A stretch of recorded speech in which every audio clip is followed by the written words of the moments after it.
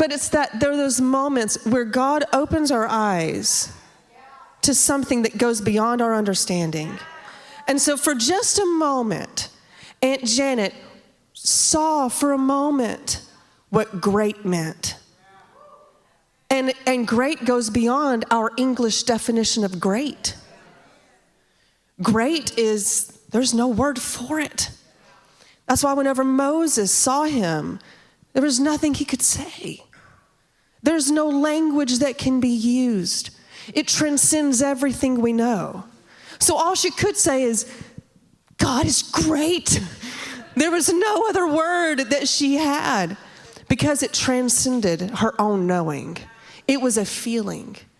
It was a knowing in her spirit. It was an understanding that she had because he is infinite in those mysteries. And even in the mysteries that we think is like, so simple, like him being great. Whenever you really understand what that is, whenever we have those revelatory moments, whenever you're looking in the scripture and you read literally something as, he leads me beside still waters, right? He restores my soul. We read that, we know it. We've heard it a million times. But in those moments, God opens our eyes. We're like, oh, still waters.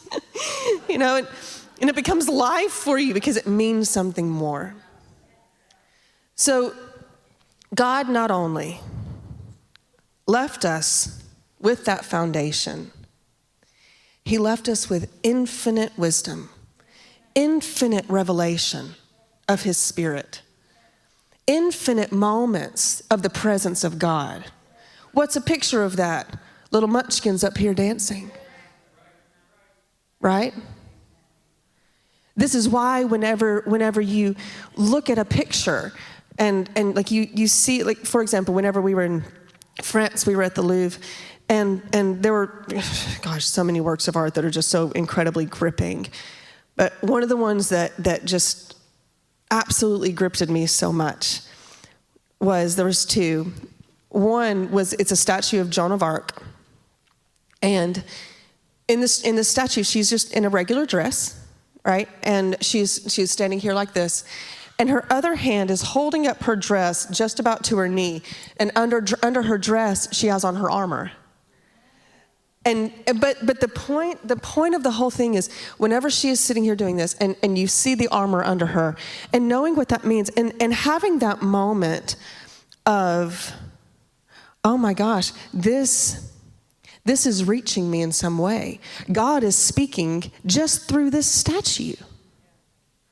So whenever we go about our lives, and one of the other ones was, it's in the like big atrium area, but it's this black statue, and it's a lion, and it is standing on this massive python-looking snake, and the snake is reared up to strike, and the lion is just standing on it, just mouth open, roaring, And you look at that, and this was just carved by an artist. But what did the artist see? What experience did they have to say, this is a lion standing on top of this snake? This means something to me, right? This is a woman who was killed because she heard the voice of God and they didn't believe her.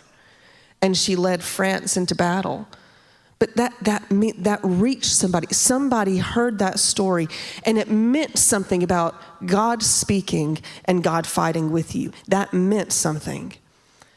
And so again, there are these moments with God that you will experience, that you can experience, whenever he is moving and speaking through you, and he is working through you, that transcends any kind of human understanding, that goes so far beyond any kind of just human knowing, any kind of logic, any kind of, well, does that make sense? Of course not.